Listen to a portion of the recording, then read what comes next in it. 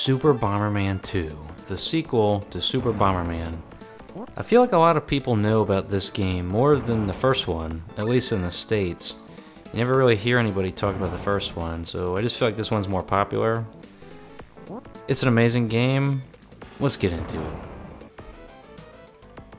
The story is that the 5 dastardly bombers come down to White Bomber's home planet and want to kidnap him. They want to take him captive. And they do. And as White Bomber, you have to travel through 5 worlds, 5 areas, defeat each dastardly bomber, defeat their second phase, and escape, and let peace return to the world. If you played some of the later Super Bomberman games, or even like Bomberman R, Bomberman R2, you would know who the 5 dastardly bombers are, because they brought them back and stuff. But yeah, this is like the first game they appeared in. This game only has 5 worlds, whereas Super Bomberman 1 had 6. Doesn't really bother me. This game is just better in each way than the first game. The sound effects sound better, the level design is just more creative. You know, they add like gimmicks to it, which can be kind of annoying at times, like the trampoline in World 3, or, you know, the invisible bomb traps in World 5. But honestly, it's a little bit more challenging than the first game, but I like it like that. But the sound effects, the music, the graphics, everything is just upgraded. Like, it just looks so much better than the first game. Everything about it is so much better. This game has the heart, the remote control bomb, the typical speed ups and fire ups, bomb ups. The red bomb from the previous game, which just gave you like full fire, now they changed it to a spike bomb. So spike bombs blast through all the soft blocks. So usually if you place a bomb and you stand on the other side of a soft block, you'll be safe, but not with spike bombs, you will die. But the remote control bomb, still the best. The GOAT! But the heart power-up is back.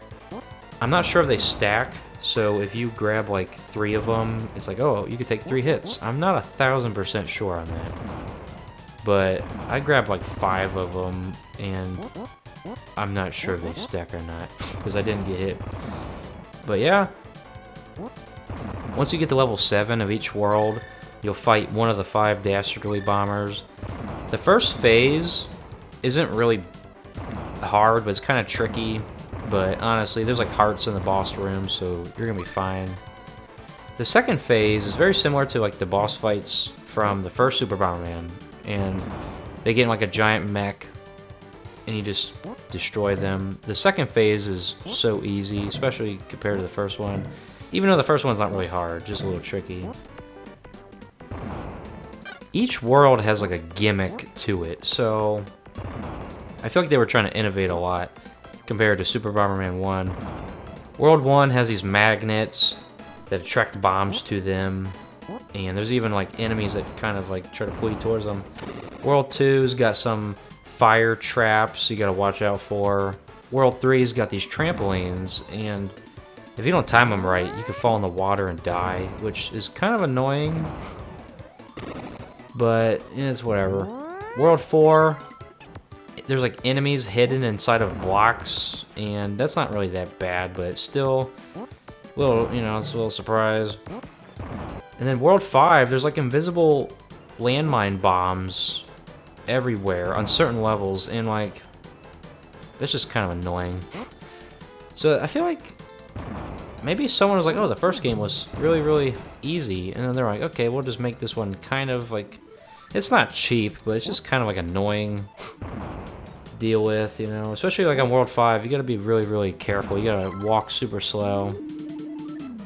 But honestly, I love these levels. They're really, really fun. Very innovative and creative. In Super Bomberman 1, you could get so many lives so easy, you know? So like, the life count on there was 9, and you can just get so many lives so easily, you know, just by getting kills, building up points. On here, I never got a 1-up. I didn't die at all, And I killed lots of enemies, collected the power-ups, even collected the fruit you can get, like the apple. I never got a 1-up once. So, like, I don't know what that's all about. I really, truly do feel like someone was like, oh, the first game was too easy. And they're like, okay, we'll just make this, like, you know... It's not harder, but, you know, it's definitely a lot more trickier. Especially with, like, some level design is just kind of BS. But... Very, very interesting. Why would they even have the fruits if you can't even get a 1-up? I guess just to add to your score. If you do get game over, I believe you'll restart at the level you died at, not the world. So that's nice, but, I mean, you lose all your stuff, but, you know, whatever. Overall, the whole game is amazing, you know, I love it. The music, the sound effects, the gameplay, the graphics, everything is so much more improved from the first game. Like I said, some level design can be a little BS at times, some cheap stuff, but honestly, I still love it more than the first game. But let's talk about battle mode. Battle mode's here, just like the first game, and you have all these maps to choose from. I believe there's 10. They all have like their different unique gimmick to them. One is where you can like jump over stuff, obstacles. That's interesting. And then you can play the standard original map. But there's also something new about this game, the Gold Bomber. So if you win, say you're playing a match set of 3. If you win all 3, then you become Gold Bomber. And yeah, and if you lose, I would guess you would hand that gold title over to somebody else. But that's awesome. You know, you see Gold Bomber return in battle mode in some other future Bomberman games, like Bomberman Generation.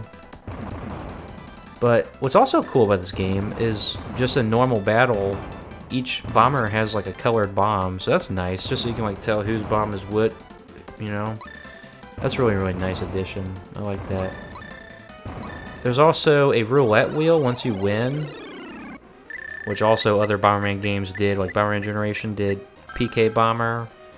So once you win, you spin a roulette on here, and it lands on a power-up, and that power-up you'll take into the next match with you. So, oh, it landed on a Power Glove. Okay, the next match you'll start with a Power Glove, you know. So the battle mode on here is more improved than the first game. I like it a lot. Despite some level design being a little cheap at times, it's an amazing game, and it's not as easy as the first one. So if you like a challenge, it's going to be a lot of fun. Go play it, beat it. If an American copy is too expensive, just get the Japanese one. You can even get the Japanese one complete in box with the manual and everything. Relatively cheap. It's an amazing game. Go play it, and I'll see you next time.